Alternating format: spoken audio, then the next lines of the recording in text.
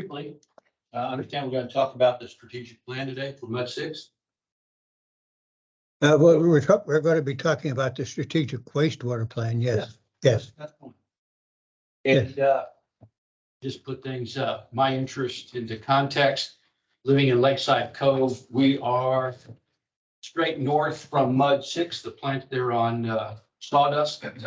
And when the plant breaks wind, we know all about development. The odor coming from the plant can be rather distasteful.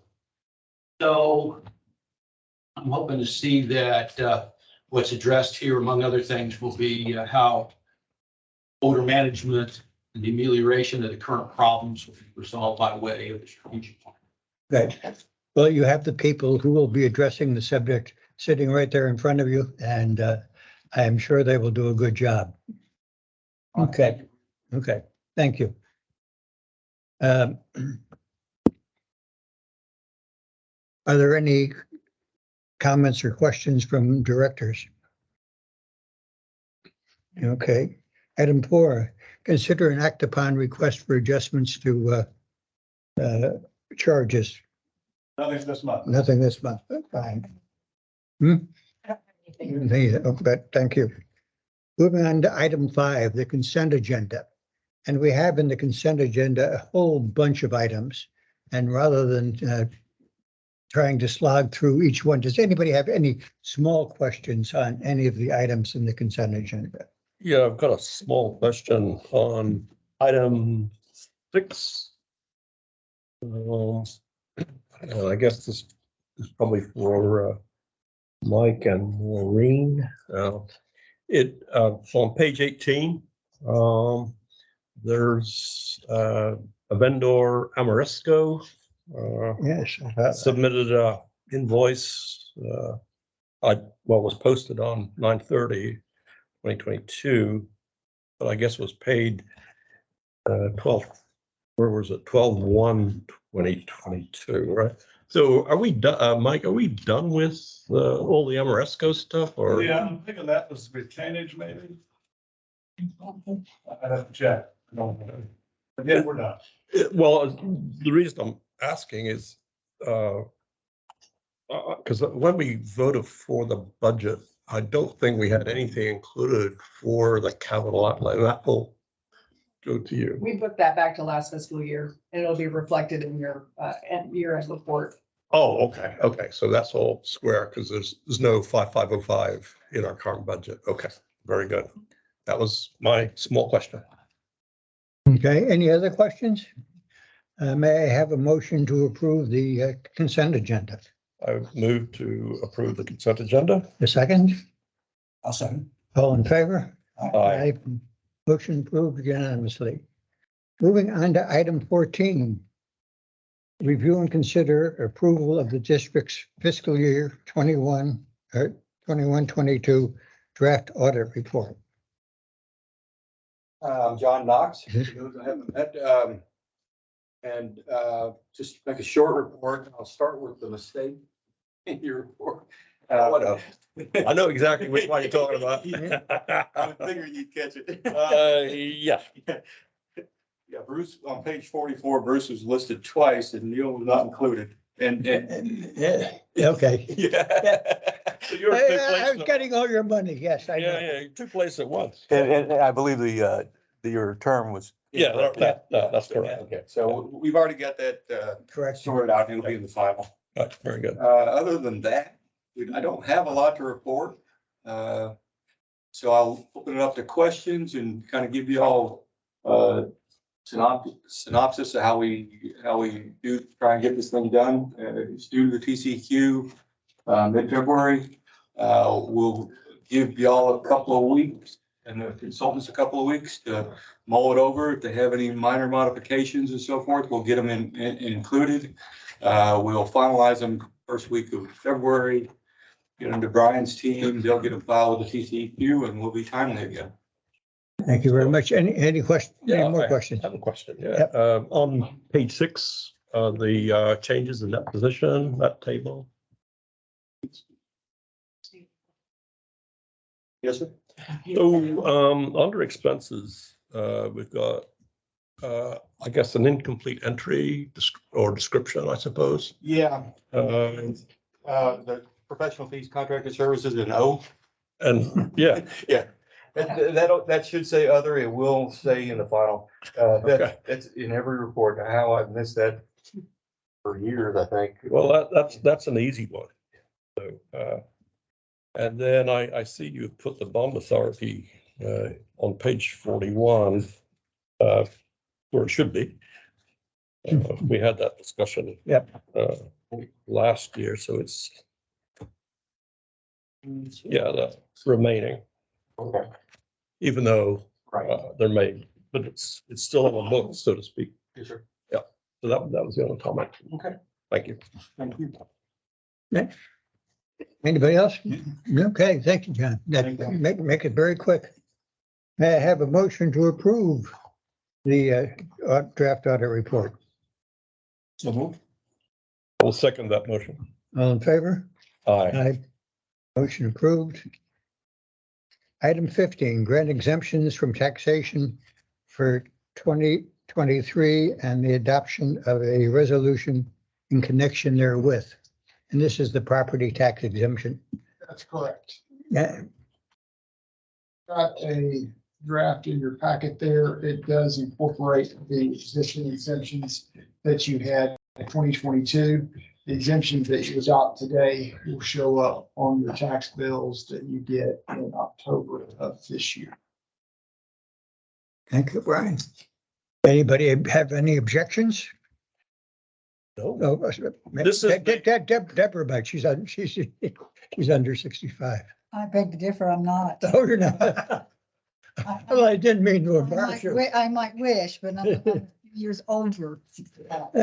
Gail, I know you want to make the motion on this. I certainly do. This is the happiest day of the year. Where, All of us approve this one. yeah, I move that we vote on the resolution concerning exemptions from taxation. And a second, please. I'll second that. All in favor? Aye. Aye. Yeah, that is the strongest resolution we've had so far. Okay. Receive the San Jacinto River Authority's Woodlands Division report. Afternoon. I do not have anything of a general nature. If you have any questions, I can answer those, but if you have no questions, I'm gonna turn it over to you. Okay, I've been busy this week.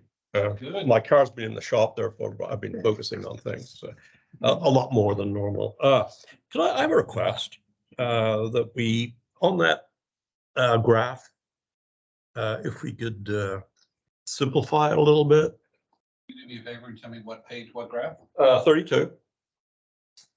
Okay. You know, a little, could we set it up so that the range is from 30 to 70 with 5% increments? I mean, you've got the actual numbers on the following page. That's not a problem. I mean, 70%, 5% increments. yeah, Can I say why? That's fine. yeah. I see lines everywhere.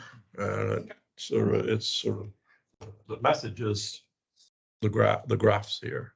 And it's cosmetic. It's of no great consequence. It gives the same information, but I thought it would show it okay. a lot easier for people to see and understand. Sound good? We'll do that. Okay, Dan, want to give the wastewater report? And George, this is the section you're interested in. I think you'll find it illuminating in terms of what they're planning to do. Go ahead, please. The first, And then before you begin, let me just make one comment.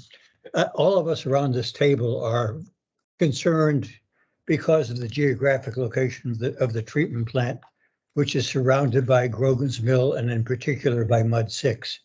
So that all of us have a particular concern how the plant is situated and what kinds of shrubbery and things are located there. Sure. But, okay, Understand. okay.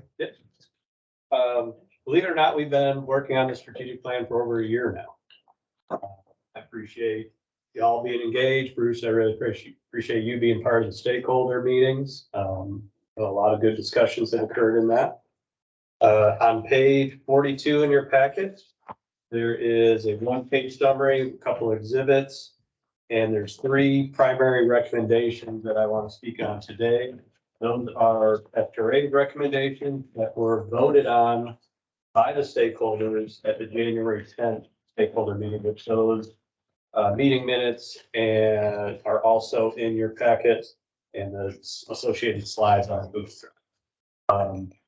Before I go back to the recommendations, one other item that you do have available to y'all on Google Drive is the draft technical report from our consultant that is capturing all the data, all the process and approach on the strategic plan from last November till now.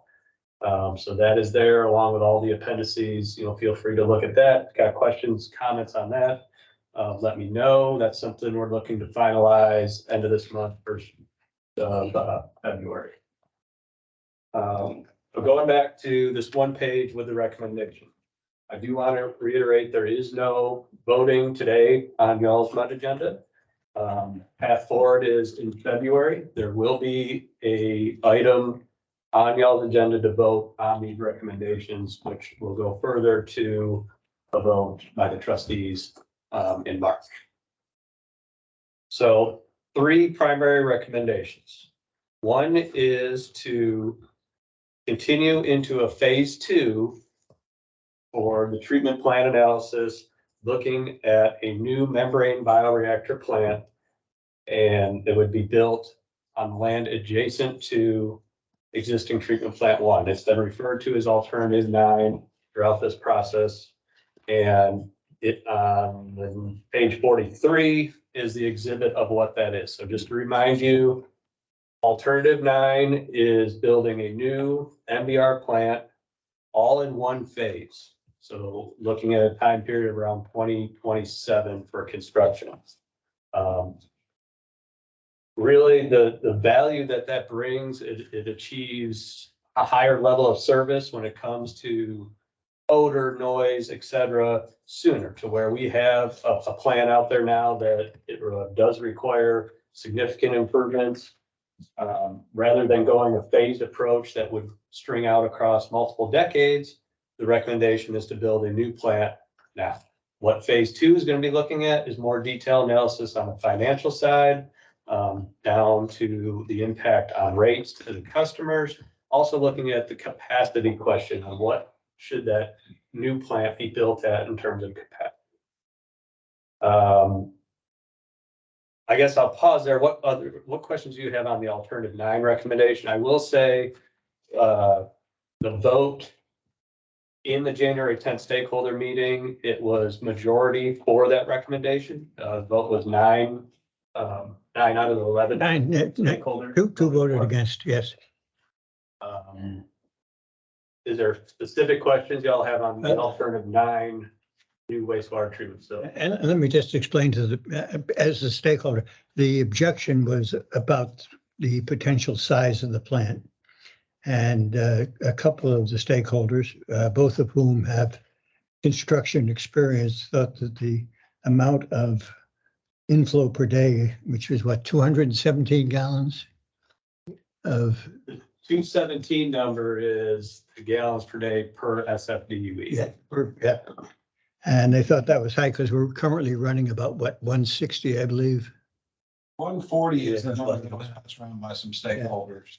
Yeah. When we looked at it a few years ago, it was about 170. But I'll just, since it was brought up, just keep in mind, and we did have Howard Hughes present at this meeting. Their towers they're fully leased, but they're not fully occupied. They have 3 buildings that are still completely empty in this area.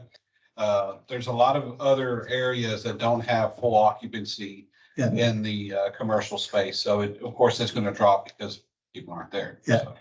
And Howard Hughes has been cooperative. I spoke with Jim Corman a couple of times, and Dan Colcourse gave a presentation at the last meeting and indicated that the number of commercial properties that they have left, and they still have 700 acres in the Woodlands, 500 being in the Montgomery County part. And a large part, well, part of it is in and near Rowan's Mill. But I am still waiting for Dan to give you the detailed map showing where all the specific locations are. But they are providing what they think is the best estimate of the number of single-family dwelling units that will exist over the time period. And Bruce, to kind of go back to what you stated early on, this is still a very high level study analysis that we've been doing on various alternatives now going into phase 2, which is planned to be 6 months and upwards to $500,000 to further refine that alternative 9 and answer some of these questions still on the table. But we do acknowledge, eventually building a plant and what the shrubbery may look like, and all of those details will definitely be going into consideration. Just to touch on the other 2 bullet points there, which both those were voted on by the stakeholders and unanimously recommended. One is to proceed with the land acquisition adjacent to treatment facility 1. So that would be east of our plant to Golden Road. And the second one is to commence preliminary engineering on the conveyance alternative that came out of this wastewater strategic plan, and looking at building a new all gravity line from just south of Woodlands Parkway down to the new wastewater treatment facility 1, give us the ability to remove up to 5 lift stations. Right. A question there, and this is probably as much for Chris. Ed at the last meeting mentioned that he might also acquire the property on the north side of Golden Road adjacent to secluded trails. Is that included in this basically at this point? It's not at this point. Not at this point yet, because in looking at the conveyance lines that come down, they really don't go through that part. They come down to the west of. Right now they do. So if you looked at on page 44, I'm still some of Dan's thunder. On page 44 is the conveyance option that he was talking about, starting with preliminary engineering to see if we can eliminate the 5 lift stations. And Chris, Good print. 5 lift stations on the map here. the 5 that are. Yeah, actually they're all south, all south of. So if you look towards the bottom of wastewater plant 1, you see the red star. To the left, you'll see that green line that goes out. Mhm. That is a high level, hey, this is where the line could go, the conveyance option. The problem though with the map is the new plant's not gonna be where the star is, it's gonna be further to the east. So when they do the conveyance PER, they're also gonna come back and say, hey, you can do this, and these are the lands you need to acquire. As a part of that, if you'll think about where the plant is, and then let's just say Lakeside Cove, Golden Road cuts roughly through the middle of that. That line will need to go roughly where Golden Road is. Mhm. And so that's where that part of the conveyance land acquisition would come in about a year, maybe 18 months or so. Yeah. And that's where we'd be looking at basically everything to the north of wastewater plant 1. So that would include everything that's on Golden Road, where Golden Road is on the east side, proceeds a little bit north and then goes west. Yes. So a couple of unoccupied buildings that are Well, right. there's one nice house, or fairly nice house anyway, at the and corner. there's Yeah. 2 or 3 medium class 2 or 3 houses, and then there's some class 1 houses at the very end, shacks. Yeah. Thank you. So let's take a look at that, at the properties immediately to the north of the 4 parcels that SDRA owns, just adjacent on the north side of Golden Road. Yeah. So they total, at least according to the MCAD valuation, roughly 300,000. And that's the market and assessed value on the tax rolls. And that is a little over, let's see, 8 acres, 8 3/4 acres of land there. That wouldn't break the bank in terms of a projection on purchasing. Yeah. Okay. And I don't think we want to mention the number here because no negotiations have begun. Right, and that's the other part of that. This number that you see that's on page 42, that's a altogether number, but that doesn't include the entire land acquisition team. Okay, oh, I see, okay, Okay. The soft costs that are Okay. associated. right, okay. Dan, can I just interrupt for 1 second? And it concerns Mr. Wassup's concerns. George, when the stakeholders were set up, they were given 17 items to consider. And amongst them was how much money should be spent on odor control. So we could either have it at minimum, which is the basic level that TECQ allows, or up to a medium or high maximum amount of odor control. We voted to have the maximum amount of odor control as possible.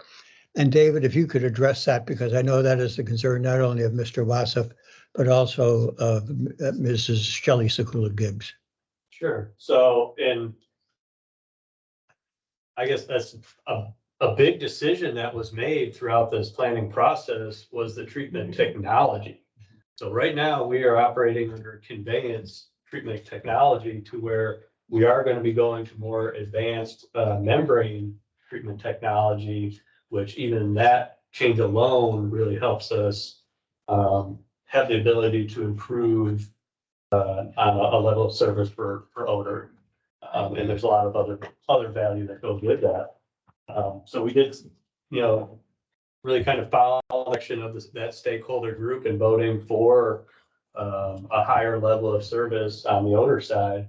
And that is being transferred into, the alternative that is currently recommended and further on to design when we get to that.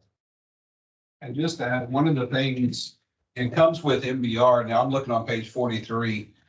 You can see the current plant, you have a lot of open basins, right? Open tanks, so on and so forth.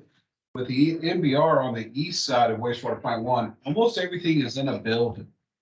And so that's like the headworks is not proposed to be in a building, but we're high level. That's a building to put around it with the scrubber could be done for minimal cost. So those fine details we'll work on, but the biggest thing between the two processes is open tanks versus not so many open tanks. Yeah. So. Yeah, we get a surface level odor out of the tanks with a steady breeze coming out of the south. Right. Yeah, it's just constant. It doesn't reach a level where it's super offensive. You just know it's there. Right. Right. So, yeah, eliminating that, that's a welcome improvement right there. That, and then of course, moving into the east is not hopefully it's not a direct path. Of course, like Dan said, we are looking at a lot more trees and shrubbery around the entire facility, but. And then the ability to even just redo the conveyance system too, not directly to Lakeside Cove, but removing lift stations throughout our system and redoing the conveyance system coming into the plant here too may also help reduce odors. What other questions y'all got? Go ahead, Ron. I'll go. Those lift stations, they're gonna be eliminated. They'll have to be remediated, I guess, as well then too, right? Where they're located, and they just can't. Got to do something with the actual lift station itself for remediation, removal. Right, so Sure, what we'll do is basically we'll clean the lift station out, get rid of all the sewage, pressure wash, clean it all up and everything. Mm. And then it's either, depends on how deep it is. We're either gonna remove the entire station, backfill it. We keep the land just in case something comes up in the future, sinkholes and stuff like that, plus Sure. generally not usable. But if it's too deep, then usually what we'll do is go down about halfway down the basins, pull the concrete out, punch a bunch of holes in the basin and then fill it up from there. And so it's what we've always done just to allow drainage to go through kind of like a flower pot, if you will.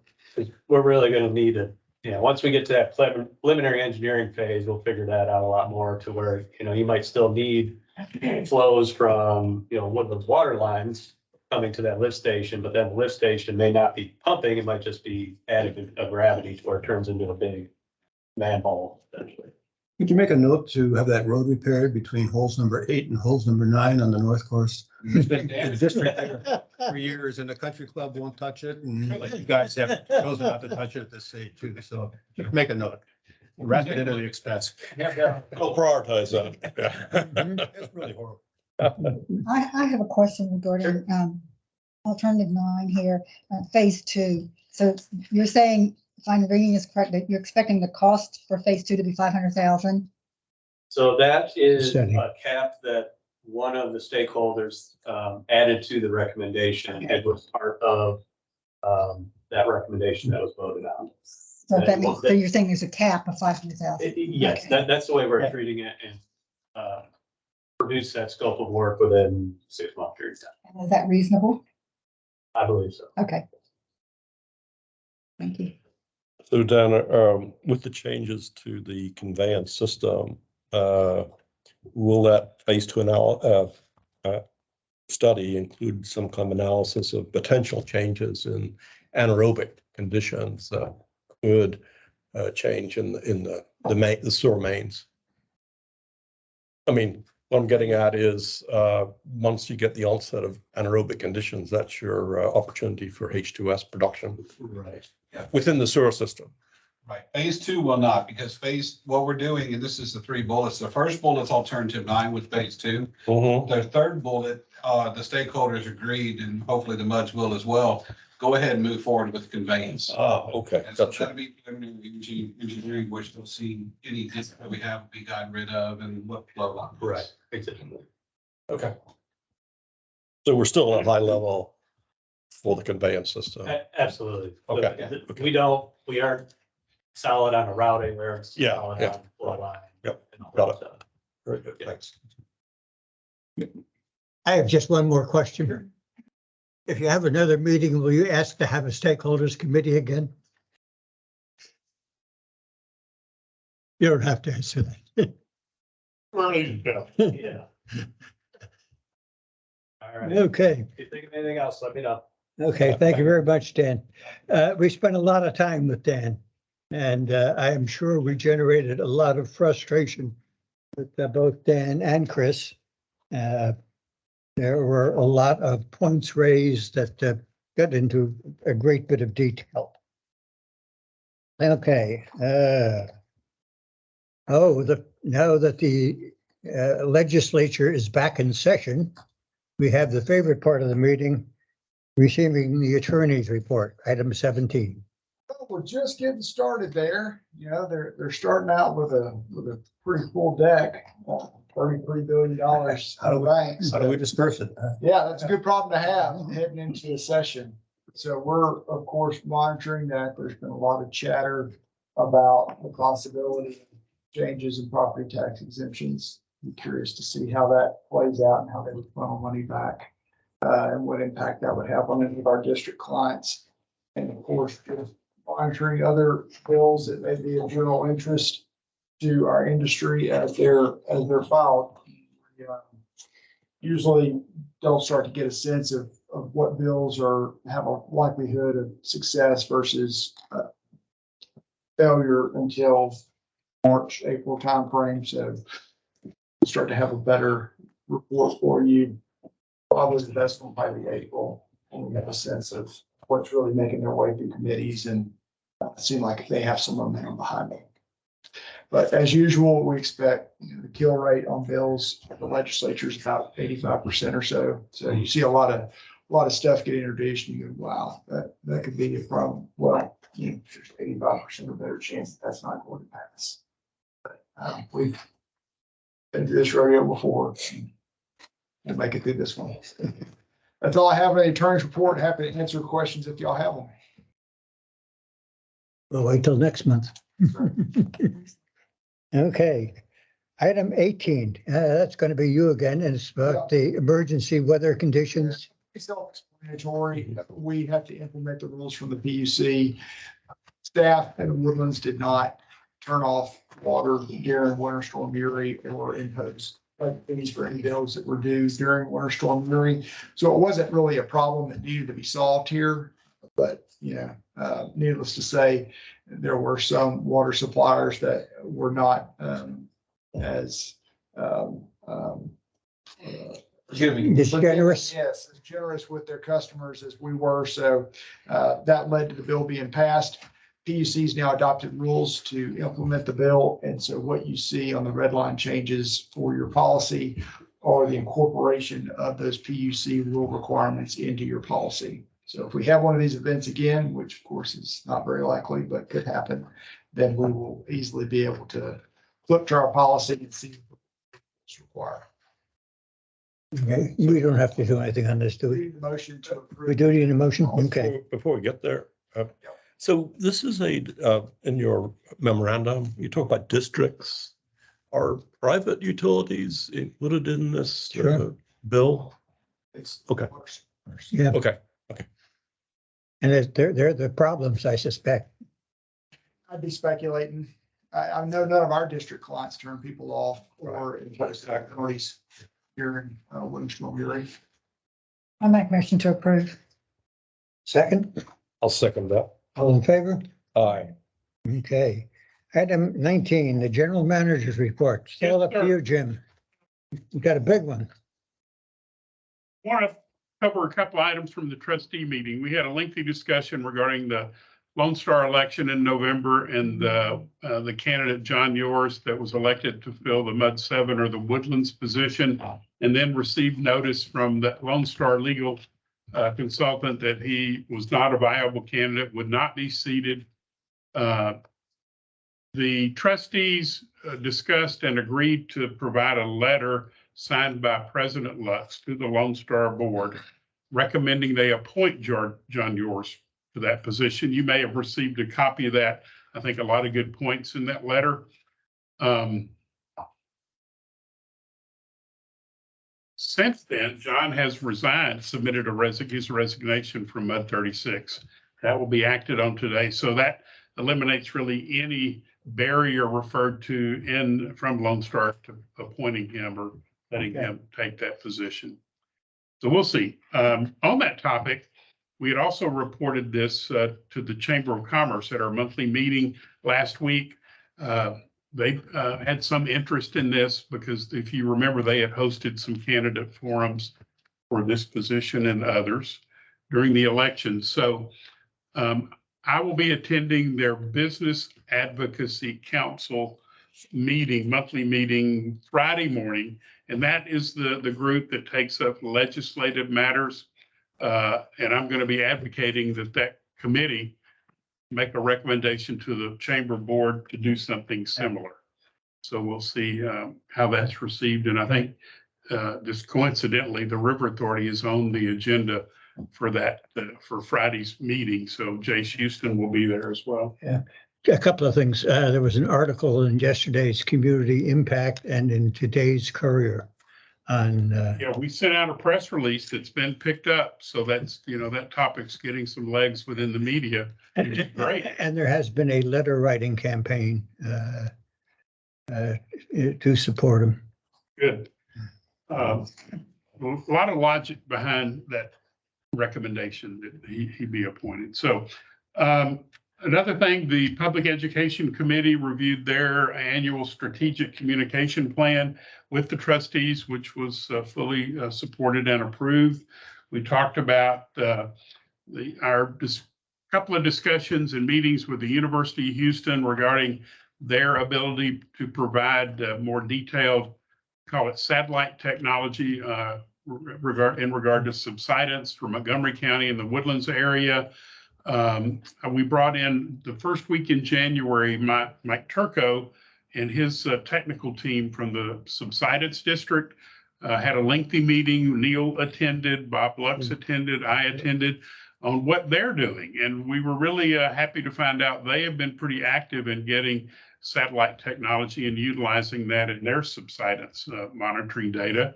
They've they have been working with U of H and SMU as well. And I think the summary of that meeting was we see some value in maybe a coalition to work together, maybe us, maybe Hark, maybe Township, maybe Lone Star, to consider getting some additional data. And Neil, if you want to expand on that. Yeah, I think we've got a framework for building as you say, coalition or a consortium of interested parties. A few things to work out. We have a couple of different academic organizations, SMU and University of Houston. So I would prefer to see them work together. They're working on the same satellite data. They seem to be using similar algorithms for analysis, although it appears that SMU has a somewhat more advanced level of processing. The big challenge with satellite data at these wavelengths is thunderstorm, water in the atmosphere, and because it prevents the signal getting all the way down to the surface. So, but there are ways of ameliorating that situation and getting around it. So I think this is a great opportunity to integrate our GPS and data at fixed locations with a much broader analysis of subsidence based on the radar data. LiDAR?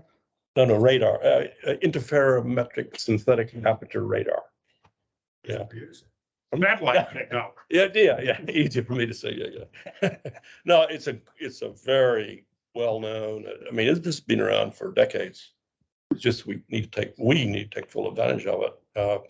Other countries basically get the US's satellite data for pennies on the dollar. They also get the algorithms to use, which can be modified. I just want to see us use our own taxpayers' funded data to our benefit. Just move that forward.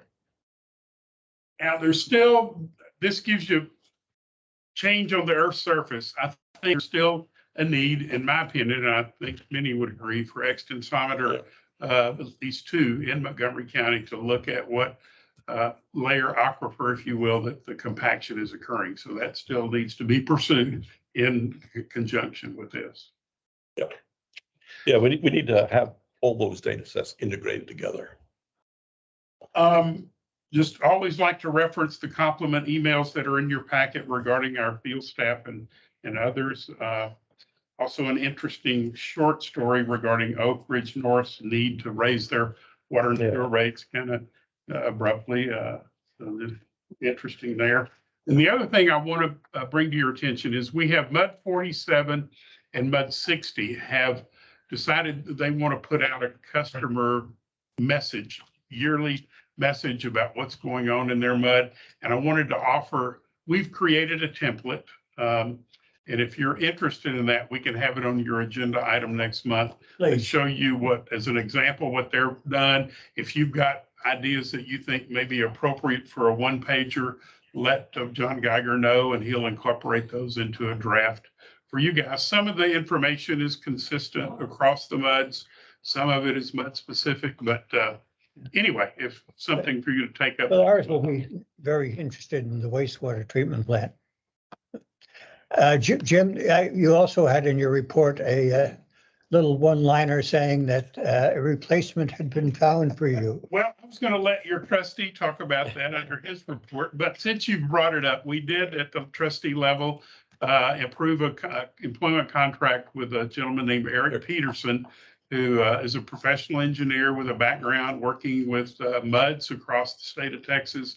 I think we're lucky to have him available at the time we're looking for somebody. So he will come on board February the 6th, and we'll work in a kind of I'll work as a training capacity for him for several months. And that's a new phase that we're beginning.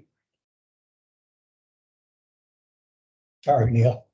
What's that? That I asked him, but I stole your thunder. No, well, that's okay. Everyone wants to know. I mean, this has been, well, I won't keep going to the next agenda. Okay, well, anything else, Jim? Nothing from me. No, Any questions for Jim? Okay, thank you, sir. Receive the Woodlands Board of Trustees report. Mr. Gaynor, your turn. Thank you, Mr. President. I would like to recognize John Geiger for his work in communicating with the people in the Woodlands. I think everything he's doing is getting the message out in a very readable and engaging way. Agree. And I just want to make that note. And we, as the Public Education Committee, been working with John and staff quite closely in developing the plan. So again, kudos to I'll John. make sure he gets that message. Okay, yeah, but also to keep up the good work. Yeah, you can't rest on your laurels, so to speak. And I would also like to note that trustees who did not have the interview opportunity for the new general manager, Eric, had that opportunity on the day of the trustee meeting. President Lux of the trustees set us up to meet Eric, meet and greet kind of a thing. And it was very, very illuminating. He knows his business. What was it, over 100 muds? I believe Big number, right? it's well over that. Yeah. So he knows muds inside and out, I think is probably the impression I had. Right. Yeah. So that's, and anything else in the trustees report is more of a routine nature, but I think the most consequential vote was on the new general manager. Okay, I don't believe we need to meet in closed session, do we, Counselor? Okay. Are there any items to discuss or the agenda for next meeting other than putting the newsletter on the agenda? Anything else? Oh, you mean the annual report? Was it an annual report or what was Just it? a message to the customers. Okay. You can, I don't remember what it's titled, but Okay. it's Okay, a summary of activities, summary of just some information. could it be more than annual? Oh, could be. Maureen did look happy at that. I think that would place an unbearable burden on the staff. Well, I think Let's get this one in place and then. Well, let's step back. You need to look at the communications plan. Okay. And we can make adjustments as we go through the year. If something comes up, we can develop the necessary messaging to get the information out and avoid any kind of misinformation on the social media side of things. And that relates to the wastewater treatment plant as an example. Yeah. Okay. And the costs for infrastructure replacement. You're all probably signed up. We do constant contact e-blast. Right. Depending on the nature of the topic and the need on a regular basis. But for each MUD to do, a quarterly newsletter, I think my gut feeling is to be overkill. Just not that much changes every 3 months. Yeah. Okay. Anything else? With that, I would like to adjourn the meeting. It is now 2:14. Thank you all. Thank you, Mr. Wassef.